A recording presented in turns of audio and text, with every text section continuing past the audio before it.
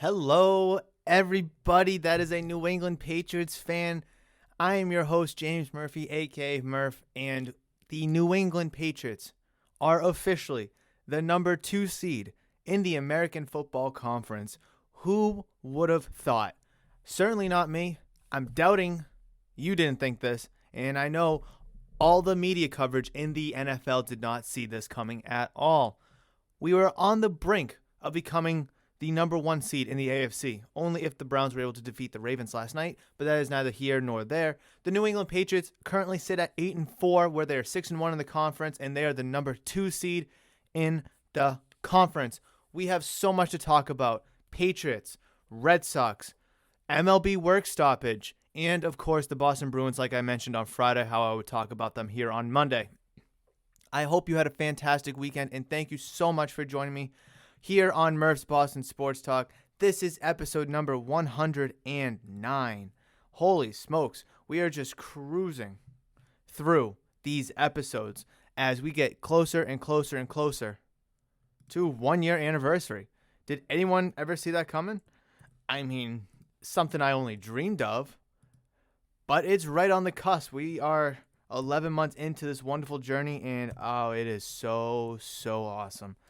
But anyways, hopefully you had a fantastic weekend, like I said, and hopefully you have a great week on the horizon as well. Baseball. Let's just kind of hammer out some Red Sox topics. Actually, really, there's only one, and that is the Boston Red Sox signing right-handed pitcher Michael Wacha. Now, this is definitely a name that I'm all set with. This is definitely someone that I don't think the Red Sox needed. I really don't. I mean, I guess it's a good move to give yourself someone who's had a little bit of success in years past, and it's someone that is, a cheap option, a kind of a bridge player. So, Connor Siebold, Jay Groom, and a bunch of those younger prospects have an extra year to develop because you don't want to rush them, right? I mean, look at Tanner Houck. He's 24 now, and he's just now going to become a full-time big league starter. But Red Sox signed Michael Wacha to a 1-year contract with $7 million the other day. I think it was on Saturday he signed. And yeah, last year he did not do so well with the Tampa Bay Rays. He went 3-5 with a 5.05 ERA in 29 games, where 23 of those were starts. That sucks. That really sucks. I honestly would rather have a young pitcher out there just shooting the shit and just throwing and have like a 6 ERA rather than him. I totally understand it because you don't want a young player to go through that. It's just, I feel like this is kind of a reach. I know he's had some success with the Cardinals before. I don't know what kind of success he had 2020 on the Tampa Bay Rays run. If he was with that, I should probably look this up, shouldn't I? Michael Wacha. Let's see. Because, I mean, he was a good pitcher for a handful of seasons. He was. All right, let's see. Here we go. Okay, no, he was with the Mets in 2020 with a 6.62 ERA. 2019 he's with the Cardinals with a 4.76 ERA. In 2018 he had 3.2 ERA. I'll take that. Yeah, it's just, what's his career ERA? Just give me that. Give me his career numbers here. Career number, 4.14 ERA, solid. 63 and 48. In 202 games pitched, 181 starts, over 1,026.1 innings, and a career 1.33 WHIP. I mean, I guess I'm not a big fan of it, but like I said, this is just a bridge signing, really. Obviously, he's not going to be on the Red Sox next year or in years to come. But when you see the Red Sox in on names like Justin Verlander, Max Scherzer, Steven Matz, I guess Robbie Ray for a little bit. Obviously, Eduardo Rodriguez you were in on. It's like, give me one of those guys. Like, I know I sat here and said that, I'm not a big fan of Robbie Ray. I don't want to give him like a 7-year contract. I'd rather give Steven Matz kind of a couple-year contract. Or I'd rather give Justin Verlander the contract. I've talked about all these guys. Scherzer, Erod, all of them. When you're so close to having one of those really good to great superstar players, right? Call Erod a really good pitcher. Call Scherzer a superstar. And the rest of them are somewhat in between. You're so close to that, to having one of those guys in your rotation. Verlander goes back to Houston. Erod goes to Detroit. Steven Matz, he signed somewhere. Where did Steven Matz go? He signed somewhere. I forget where. Oh, he's currently still a free agent. I thought I saw that he was leaning somewhere. I thought he signed a contract with somebody. Yeah, he signed with the Cardinals. Okay, Wikipedia said that he's still a free agent. But no, yeah, he signed with the Cardinals. And Max Scherzer's on his way to the New York Mets, supposedly. Robbie Ray, we don't know yet. So you go out and sign Michael Wacha. Now, this is the perfect Chaim Bloom signing. It really is. Cheap, veteran, 1-year deal, kind of get you through the season. Good little long relief guy if you got to put him in the bullpen like you did with Garrett Richards and Martin Perez. So it's not the end of the world. It's just when you see those bigger names, you just really hope and root for one of those bigger names instead of Michael Wacha. That's really the only thing Red Sox related I have. Rafael Devers was named to the All MLB second team last week. That's really nothing to talk about all too much. But one thing I do want to talk about that is baseball related, but not necessarily Red Sox related, is the impending MLB work stoppage. Now, I've kind of hinted to this in episodes past. I've kind of, hinted about it. I've talked about it a little bit. Byron Buxton agrees to a 7-year, $100 million extension with the Twins. Good for him. I just see it popped up on the website.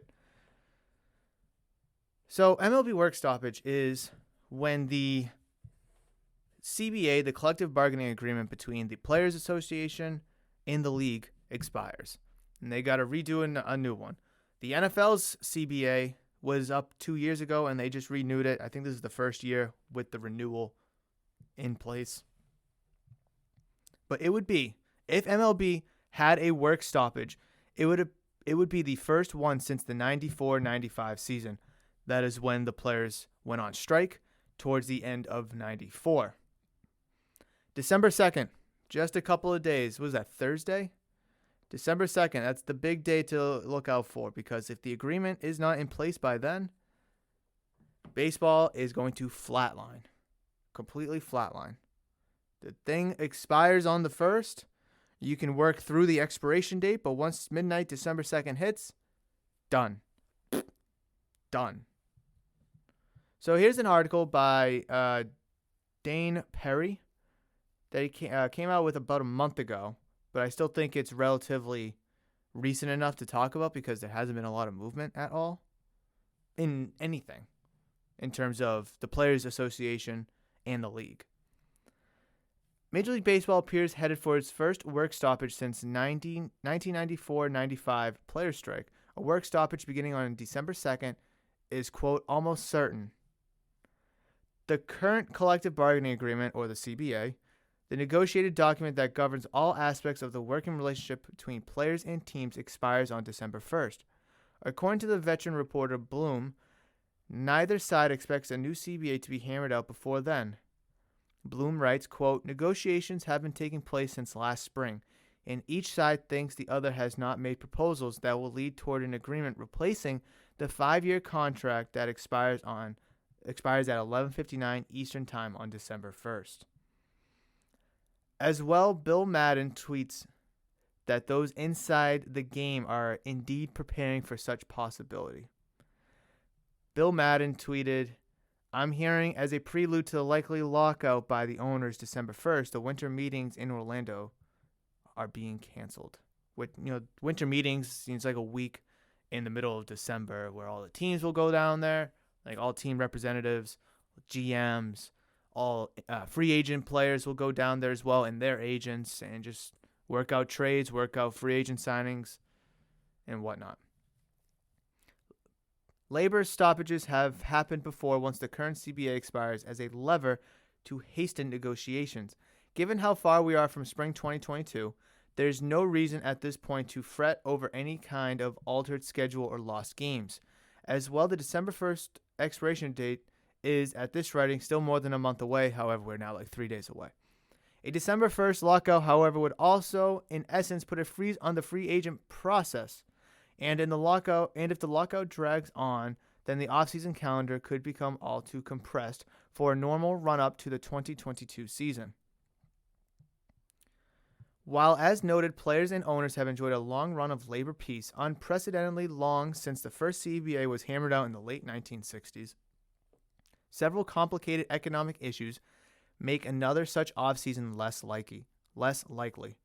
The players, as represented by the Major League Baseball Players Association, MLBPA, likely have ambitious negotiation agendas designed to recapture a dwindling share of league revenues, push back against the, quote, tanking phenomenon that's seeing teams choose to be non-competitive, and then also address service time manipulation by clubs.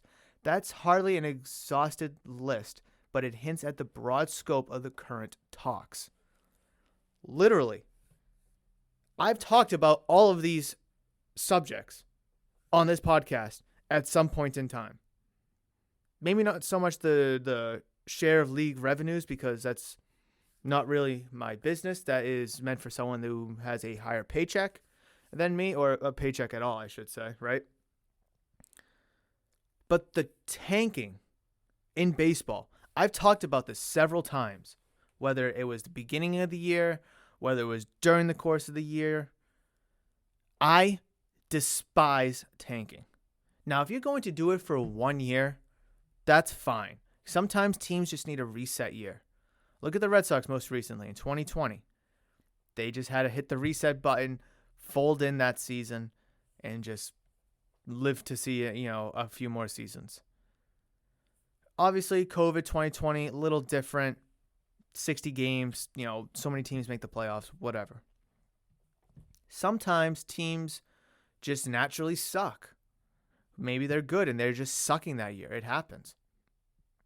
But if you look back, notable teams in the past, the Marlins, the Rangers, the Tigers, the Orioles, the Mariners for a handful. See, I know they played good this year, but the Mariners are one of those teams. The Pirates, the Diamondbacks. Those are all teams that usually suck year in and year out. Usually, right? And like I said, I know the Mariners had a good year. The Orioles were good, like 7 years ago. The Rangers were in the World Series 10 years ago. But like, how far back I'm going? When was the last time the Pirates were in the playoffs? I think like 2015 when Garrett Cole was still on the team. The Marlins, I know they made the playoffs last year, but so did 15 other teams because they expanded to 16 playoff teams. Besides then, when was the Marlins last in the playoffs? When was the last time the Diamondbacks were in the playoffs? Teams will tank. Look at the Astros, for instance. The Astros, they sucked for a handful of years.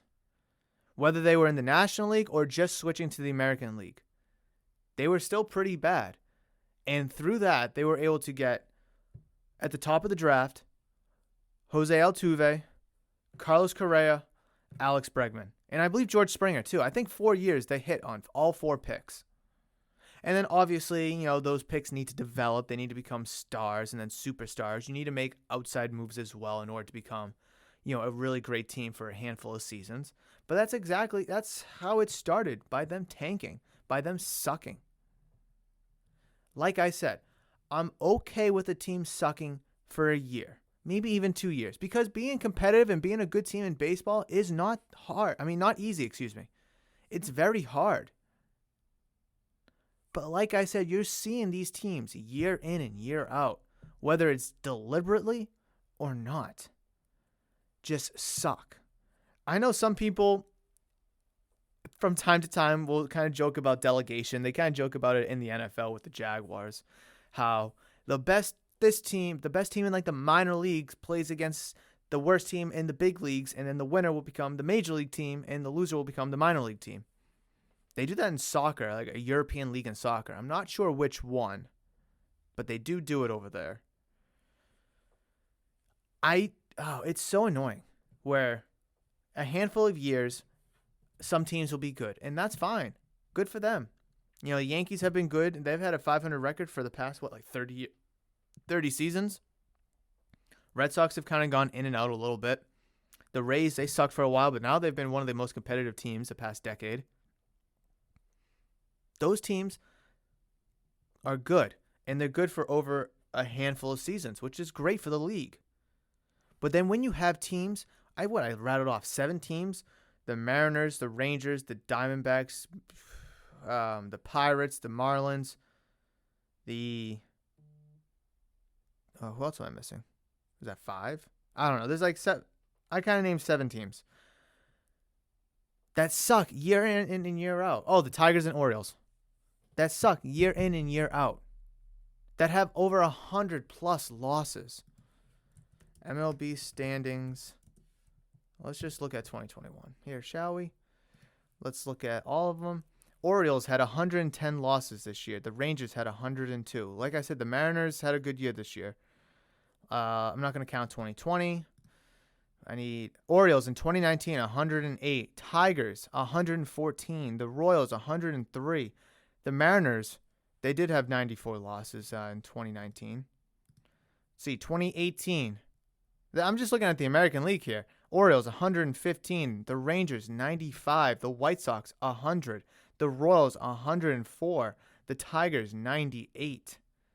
2017. American League, please. Let's see. The Tigers, 98. The White Sox, 95. And I'll do one more. I'll do 2016 just to prove my point. The Rays are a little anomaly there. Twins, 103. Rangers did very good in 2016. Now let's look at the National League. Let's start back from the top here in 2021. The National League. The Nationals, 97. The Marlins, 95. The Pirates, 101. The Diamondbacks, 110. I'm going to skip 2020, so let's go to 2019. Marlins, 105. The Pirates, 93. The Padres, this year they were terrible, finishing last in the division. Oh, that was in 2019. I'm stupid. Ignore that. Marlins, 98. This is 2018. Marlins, 98. Padres, 96. Giants, 89. Reds, 95. 2017. Giants, 98. Phillies, 96. Mets, 92. Let's see. The Pirates, 87. 2016. No 100-loss teams. The Diamondbacks, 93. The Padres, 94. Braves, 93. The Phillies, 91. Reds, 94. So it goes in and goes out. But generally speaking, there's a handful of teams that are just at the absolute bottom of the barrel. And more often than not, it's usually similar culprits. There will be years that teams do good. And there will be years that teams do bad. But this tanking phenomenon, you see it big time. Oh, you see it big time in the NBA, and it is disgusting. They'll tank for the number 1 pick, even though it's a lottery, so you're not even guaranteed the number 1 pick. Oh, it's so annoying. Hopefully, MLBPA and the league can figure out how to fix this tanking phenomenon. And then the other thing that they want to address is service time being manipulated by teams. I've sat here countless times expressing my hatred for the arbitration system. I hate it. I don't mind contract renewals. So for those that are unfamiliar with the process for young players in Major League Baseball, if you're a player and you're 20 years old, you make it to the big leagues, right? You play the rest of the season. At the end of that season, you're up for contract renewability, which means you'll make, I think, around league minimum. It's like $7,500,000, I believe. And the team just automatically renews your contract. I don't hate that because you may be a bust. You may be a great player. The team is not exactly sure yet where you are. So I don't mind it. And teams can do that for 3 years. So for your first 3 years, At 20, 21, and 22, you are making $750,000. Doesn't sound too bad, but when you're a 20-year-old and your name is Ronald Acuna, Juan Soto, Wander Franco, it's gonna suck. It's going to suck. Then, after your fourth year with the team, or going into your fourth year with the team, you are now eligible for arbitration. I hate arbitration.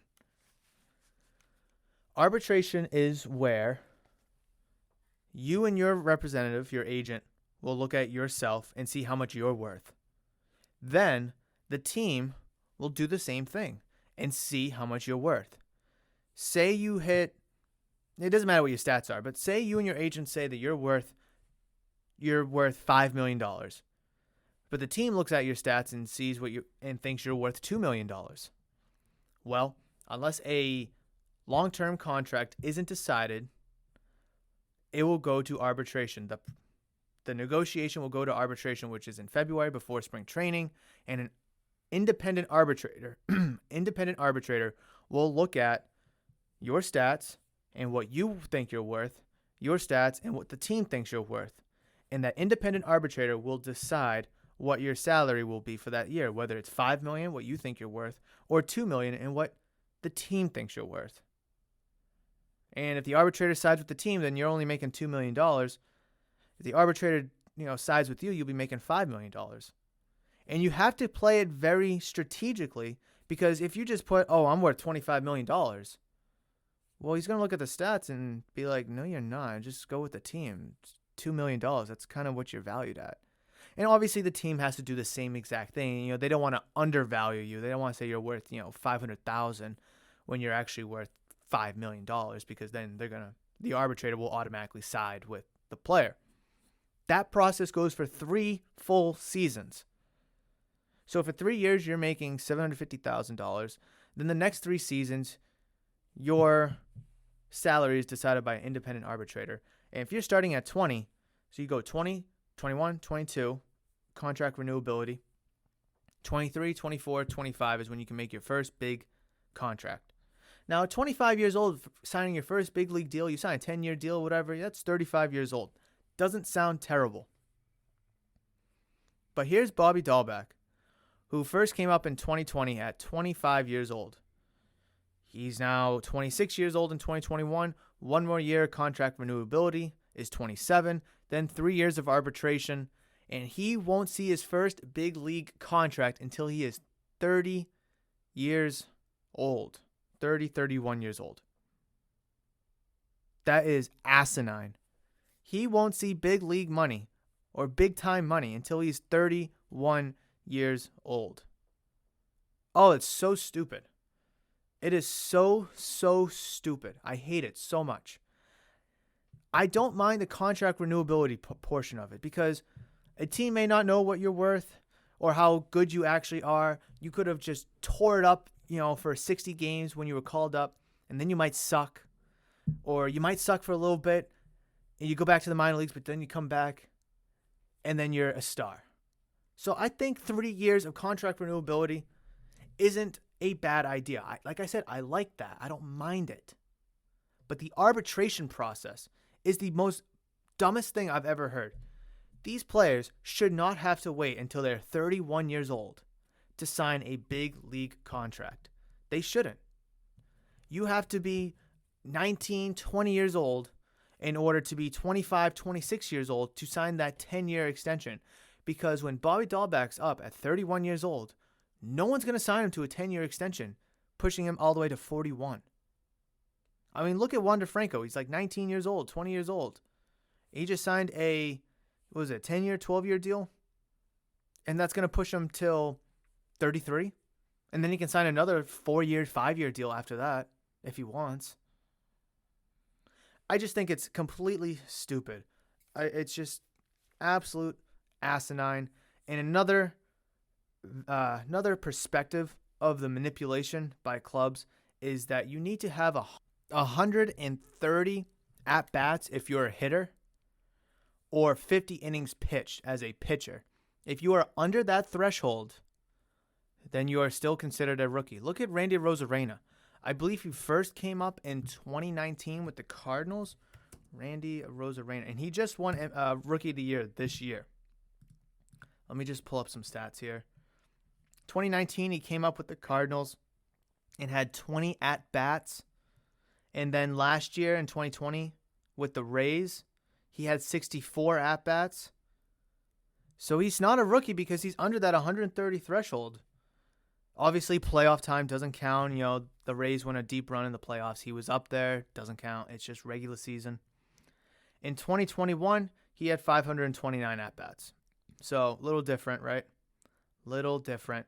And then pitchers, same thing. You can go out there, have 3 starts, accumulate 18 innings, get sent down, see you next year, do it again next year, throw 20, get sent down, see you next year, and then the third year, you're a rookie.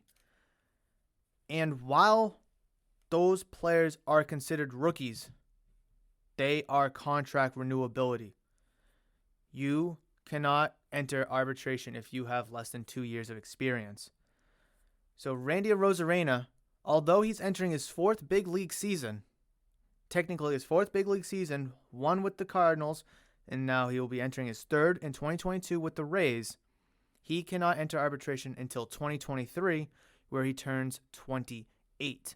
And then 3 years of arbitration, 28, 29, 30. And then he's going to be able to make his first big league contract then. The dumbest friggin' thing. Like, I don't mind it to a degree. I like it to a degree because, you know, Jarren Duran gets brought up for a little bit. Give him, 60 at-bats. Let him feel it out. And then the following year, he becomes a full rookie because the following year in 2022 for us, the Red Sox, he'll be probably starting every day. I'm assuming he'll be a starter every single day. Jarren Duran. Let me just look him up real quick. How many at-bats he had this year? He had 107 at-bats. All right. He had 107 at-bats this year. And if he only has, say, 20 at-bats this year in 2022, whether it's because of injury or whether he was just, pushed down in AAA and then later brought up, but still only had 20 at-bats, 2023 is when he'll become a full-time rookie. I hate it. Absolutely hate it. I don't mind it for 1 year.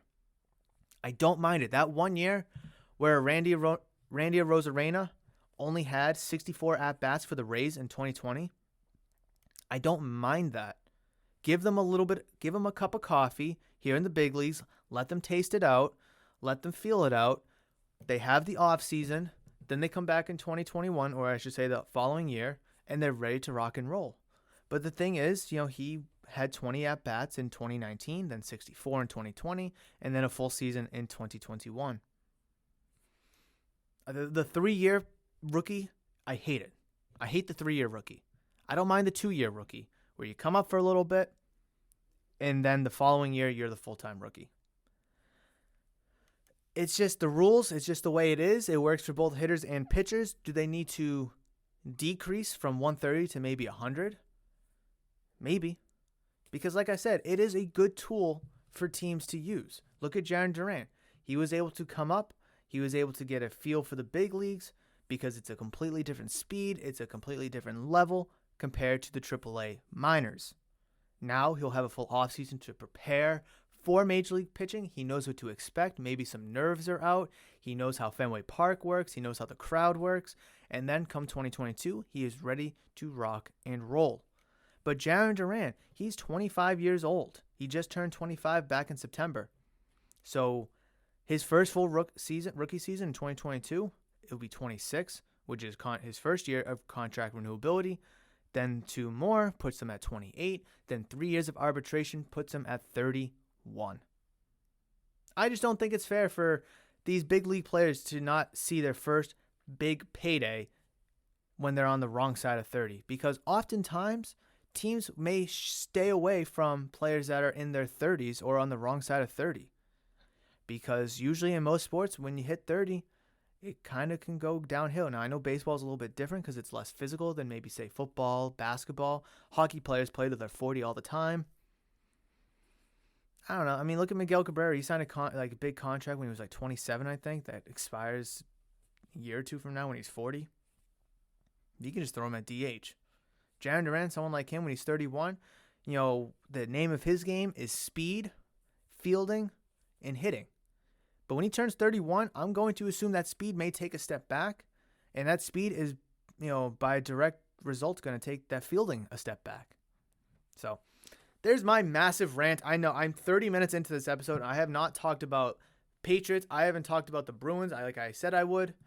So I'm going to just cut that off right there. I could go on and on and on about baseball, the MLB work stoppage that is looming. I wanted to talk more about the effects that it has on. Let me talk about it real quickly. So the effects that it has on the free agents market moving forward. I don't want that ad. There's 5 direct impacts. There's 5 direct impacts that a work stoppage on December 2nd will have on the league. Free agents won't be able to sign during the lockout.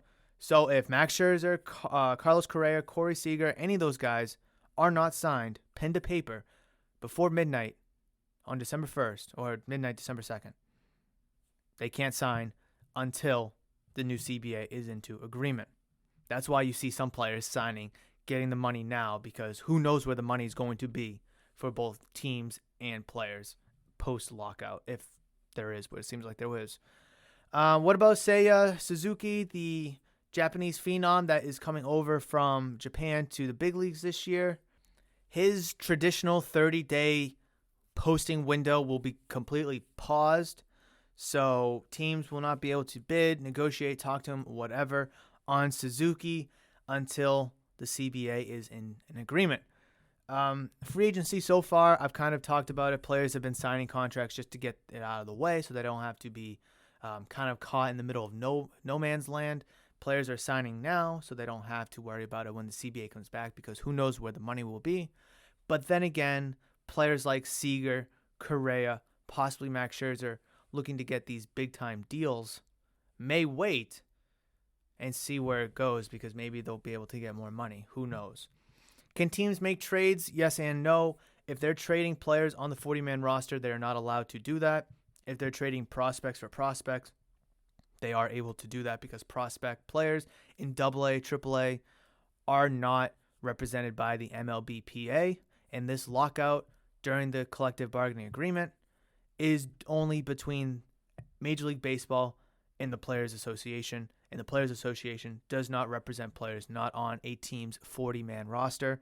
So trades can still happen technically, but it has to be prospects not on the 40-man roster. If a player is on the 40-man roster, no trades. And then how long will the lockout last? Who knows? It could last just a couple of weeks. It could last a month or two. It could even impact the 2022 season, where we're going to lose games. We're going to have to shorten the season and just really kind of jumble it all up, kind of like what we saw in 2020 due to the impacts of COVID-19.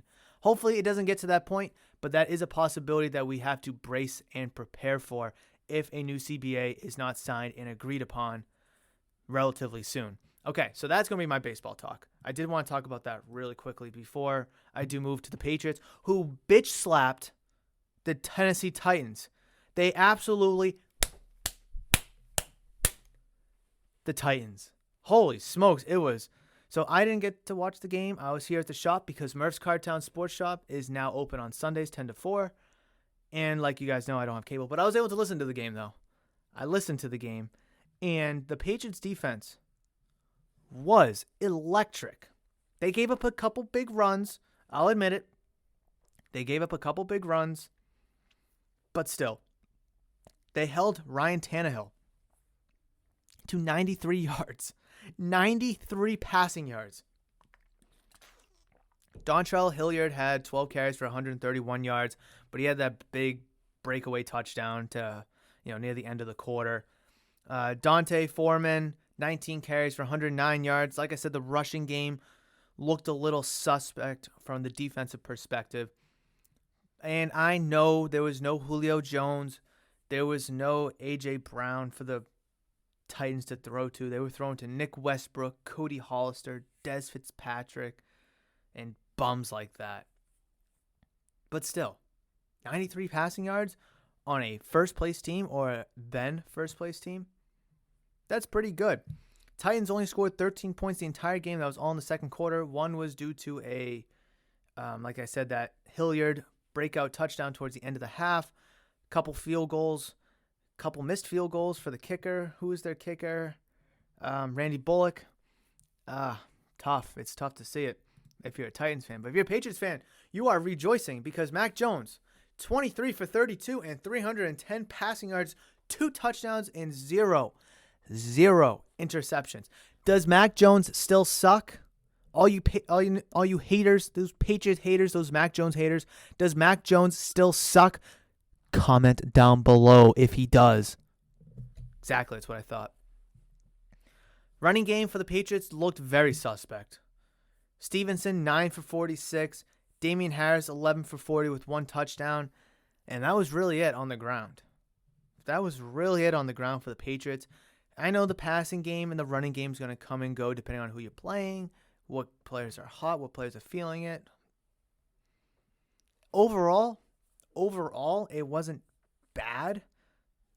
And you're able to get, just under 100 yards in total. But I would like to see at least 100 yards day in and day out, whether it's combined by Stevenson and Harris, which is most ideal, or if it's by one or the other. So, running game was very, very good these past few weeks. Yes, a week off can come and go. But going into that Bills game on Monday, which I'll talk about obviously on Friday and Monday's episode of Murph's Boston Sports Talk, I would like to see the running game take a next step. But, Mac Jones was lighting the field up. So how can you take the ball out of his hands when he's doing so well? Like I said, 23 for 32. That is a completion percentage of 72%, just under 72%. Like I said, 310 passing yards. That is his second 300 passing yard game of his career and the most passing yards in his career, because I think his other 300 game was like 305 or 307, something like that. Jacoby Myers, 5 receptions, 98 yards. Kendrick Bourne, 5 receptions, 61 yards, and 2 touchdowns. Brandon Bolden, 4 receptions, 54 yards. Just a really good overall offensive day. It really was. 36 points. You are outscoring opponents. Let me do the math here. Hold on. I should have had this prepared. Let me do the math here. Hold on. All right. 45, 25, that's 70, 77, 70 to 20. You are outscoring opponents in your last 3 games, 106 to 20. Not counting the Panthers game. Don't want to do it. Could do it, but I just 3 games. 106 to 20. If you want to, it's 130 to 26. All right, let's count the Panthers game. All right. In the month of November, you're outscoring opponents 130 to, what did I say? 26. Absolutely amazing. No one saw this coming from the Patriots, as they are now on a 6-game winning streak. And they've absolutely tore it up since they lost in overtime to the Cowboys, who, side note, they're also struggling themselves. So take it for what you want. Could the Patriots have beaten the Cowboys? Absolutely, but that is a conversation that is well past our time right now. Let's look at the AFC standings, because the Patriots, who were the 3 seed going into this past weekend, is now the 2 seed. And if the Browns were able to beat the Ravens, the Patriots would be the number 1 seed right now as we sit here on Monday, November 29th, 2021. However, that was not the case. They did lose. Just a side note, Browns defense played fantastic against Lamar Jackson, and the Ravens really slowed them down, only halting them to 16 points. That Browns offense was absolutely atrocious. They had no running game, hardly any passing game, and only scored 10 points themselves. But, geez, Patriots, number 2 seed in the AFC, budding number 1 seed. Big matchup against the Buffalo Bills in Buffalo on Monday night. It's going to be a massive game. Everyone needs to tune in for that game. Every single Patriots fan needs to tune in for that game. Because if you lose, and the Bills win, you will go to 8-5. They will go to 8-4. You guys are going to essentially flip-flop, where they will probably become the number 2, number 3, depending where everything else lies, and you will fall down to the wild card anywhere between 5 and 7, obviously depending on what else happens. Big game, absolute big game. I sat here at the beginning of the month, right after that Chargers win. Nope, it was after the Panthers win. I said win the next 3 or 4 games. Browns, Falcons, Titans, Bills. Going into your bye week, win the next 3 out of 4 games. And if you're going to lose one, I'd be okay with you losing that Titans game because that Bills head-to-head matchup for the division is going to be crucial. Well, here you are. You are 3 for 3. That does not give you wiggle room to lose. Does not give you wiggle room to lose. Here we are at the end of November, or the end of that 4-game stretch that I mentioned. 1 win away from sweeping that mini series that I projected for the Patriots that needed to win 3 out of 4. Can they do it? Absolutely. Will they do it? Possibly. Should they do it? I don't know if they should, but they can. I think they can, and I'm sure you think they can too. That Buffalo Bills game is going to be no easy task. It is not going to be easy task at all. Buffalo Bills are a little right now. I mean, they just beat the Saints 31-6 on Thanksgiving, but before then they got absolutely smoked by the Colts. They smoked the Jets, and then at the beginning of the month they lost to the Jaguars 9-6. God only knows how. But still, this is going to be a fantastic matchup. This is going to be a really, really good game between 2 interdivision rivals. Well, no, just 2 division rivals because they're not. Then inter would be the same. Yeah, like interconference would be 2 different conferences. Like the Super Bowl, that's an interconference game. Anyways, Bills Patriots December 6th, Monday, 8:15 kickoff. Be there or be square. Patriots will be going into their bye week right after that, where they won't be playing again until December 18th, where they go to Indianapolis to play against the Colts on, is that Sunday night? Is that Sunday Night Football, that Colts game? December 20, what day is it? The 18th?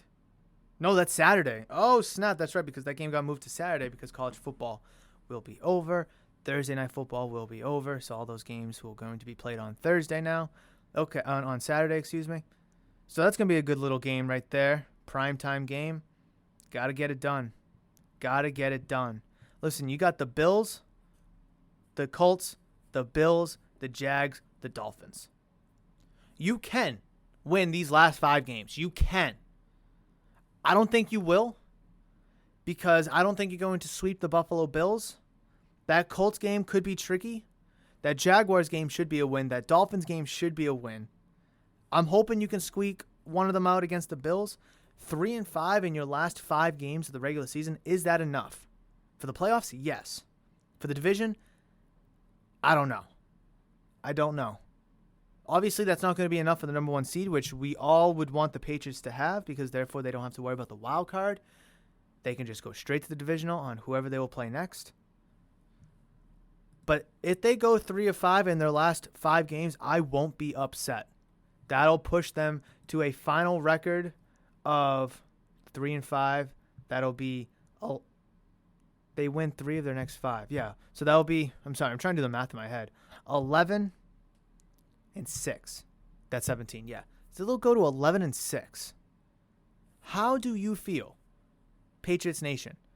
How do you feel if the Patriots finish 11-6? I think I predicted them at the beginning of the season to be 10-7. I think I would have to go back and check. Either 10-7 or 11-6. I was somewhere around there. I think 12 was like the absolute best I had them at, and I think 7 was the absolute worst that I had them at. It's so long ago, I don't remember. But 11-6, I'll take that because that's going to be a playoff spot. Arguably a division win. Not going to get you the number 1 seed. But if you can win 4 of those next 5 games, if you can win 4 of those, Now you're 12-5. That could get you the number one seed. That really could get you the number one seed. So the rest of the season, we're at that point. The rest of the season for the Patriots, considering where they're currently at, is beyond important. But I don't want to get too far ahead of myself. We'll save the Bills and Patriots talk until Friday and next Monday's episode. But let's just recap the scores around the league for Week 12, where the Bears defeated the Lions 16-14 on Thanksgiving. The Raiders beat the Cowboys in overtime, and the Bills defeated the Saints all on Thanksgiving Day. The Bengals slapped the Steelers 41-10. Bengals taking their spot back in the playoff picture as they push the Steelers down further. Dolphins beat the Panthers. Giants defeated the Eagles 13-7, which is a terrible loss because I sat here and said I really like the Eagles this week. And I also chose the Eagles to win in survival, so now I'm out of survival. I lose the dumb games. I really do. I lose the dumb games. Patriots defeated the Titans 36-13, which we already went over. Falcons beat the Jaguars. Colts lost to the Buccaneers after holding a 10-point lead at one point, 10-point in the second half. Buccaneers win 38-31. Jets defeated the Texans 21-14. A lot of people were saying that Texans was a easy win. Well, clearly it wasn't an easy win because they lost. Broncos defeated the Chargers, really hurting the Chargers' playoff hopes, although the Chargers are the 7th seed as it currently sits. But the Raiders, Broncos, and the Colts are all breathing down their neck, so how long will that last? Who knows? The 49ers defeated the Vikings 34-26. Oh, I also hate this one because something in my gut was telling me to pick the Vikings, and I blindly picked the Vikings, and it backfired. Packers beat the Rams 36-28, like I figured. Ravens defeated the Browns 16-10, hoping for the Browns. It is what it is. Seahawks and the Washington football team play tonight, Monday Night Football, kickoff at 8:15. Bruins hockey. Let's just harshly and directly get into it. They beat the Vancouver Canucks last night, or I should say yesterday, at the TD Garden, 3-2 in regulation. Good win for the Bruins against a crappy team who is seriously struggling. Goals from Brad Marchand, Anton Blood, and David Pastrnak as well. Pastrnak had 7 shots on goal. Holy smokes. Holy smokes. But look, what have I been saying for the Bruins? What have I been saying that the Bruins need to do? Get shots on net, right? Now they're going against Yaroslav Halak, which is someone I need to talk about, by the way. I need to talk about Halak, who they're familiar with in practice. Yaroslav Halak is familiar with the Bruins from practice and obviously their past few years together. And the Bruins shot the puck 42 times on Halak. 42. What is my number? What is the number of shots that the Bruins need to shoot on the opposing goalie every single damn game? 35.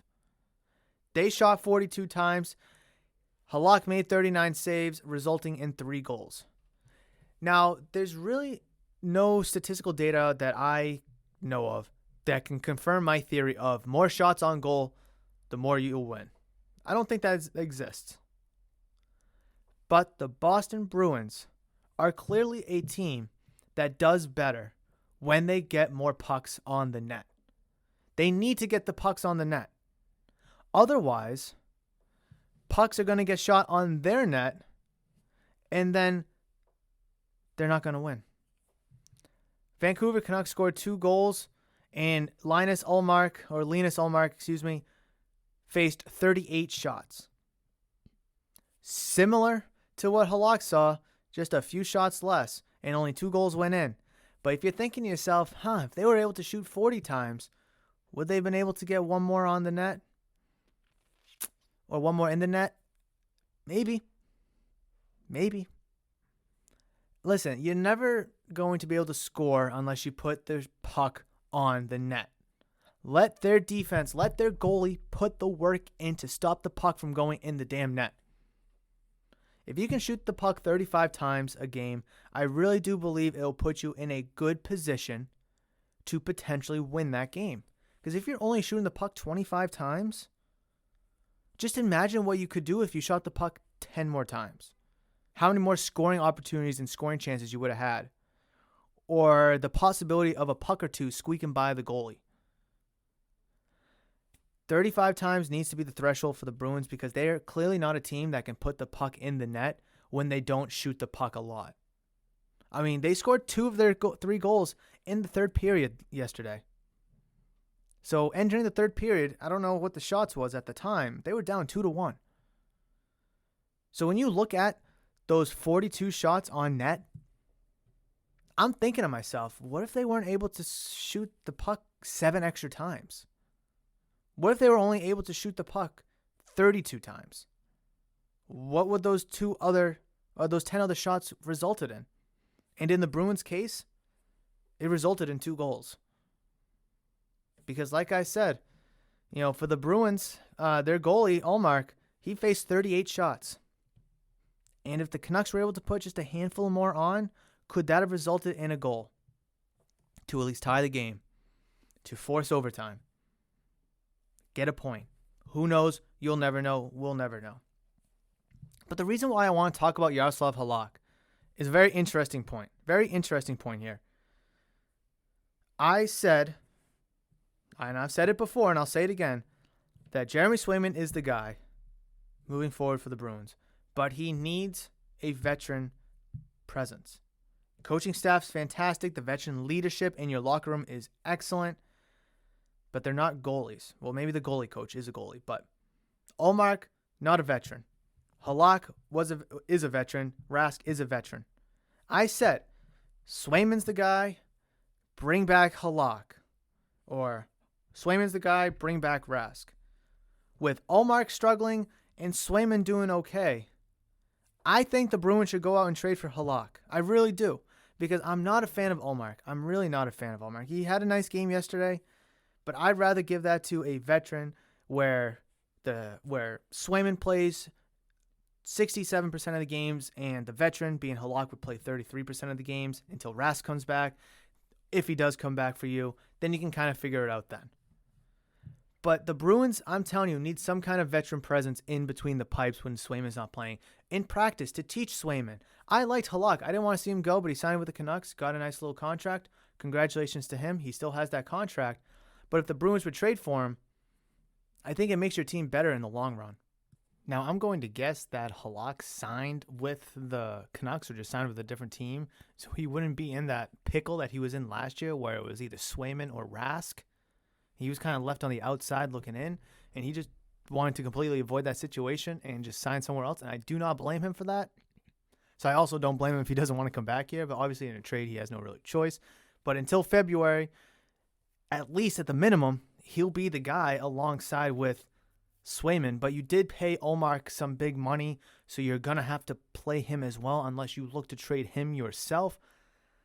I don't know. It's a complicated situation that the Bruins are in. Could they go out and trade for a cheap veteran who's maybe older, who doesn't need as much playing time, or just to teach your young guys? Because I feel like having 2 young guys in between the pipes during practice and all that is not good long term. It gives you great versatility now, but those guys need some veteran tutelage, and hopefully if Rask is re-signed and comes back, he can help provide that, and you won't have to lean on Rask all too much.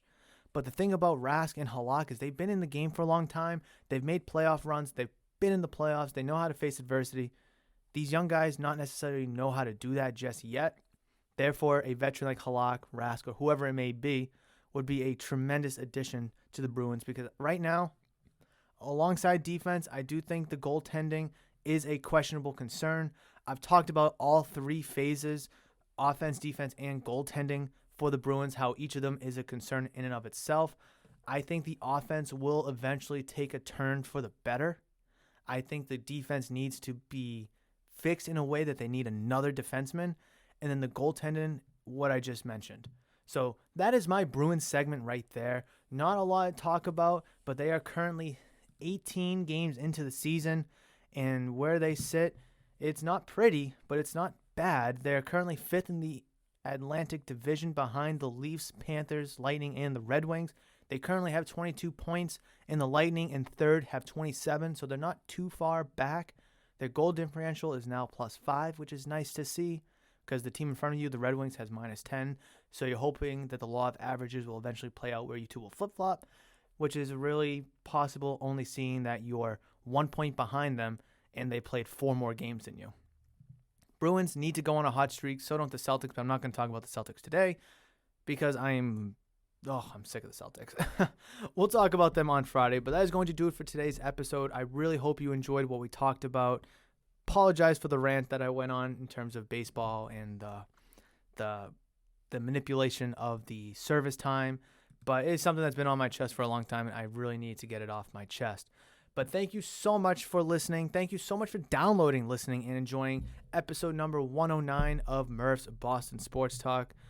If you enjoyed today's episode, reach out to me via social media at Murph's Cardtown and let me know what you thought. Let me know any of your thoughts, questions, comments, concerns, anything you want to talk about, discuss, maybe even argue about. Reach out to me at social media and we can do so over there. If you're listening to this on YouTube, please leave those down in the comment section below, as I would greatly love to see what you have to say. While you're listening on YouTube, please make sure you like the video if you did enjoy it, and then also hit that giant red subscribe button if you haven't done so already, as I would greatly appreciate you considering subscribing to the channel. But like I said, that is going to wrap it up for today's episode. I will catch you on Friday, but between now and then, you guys know that I love you, and you know that I will always see you.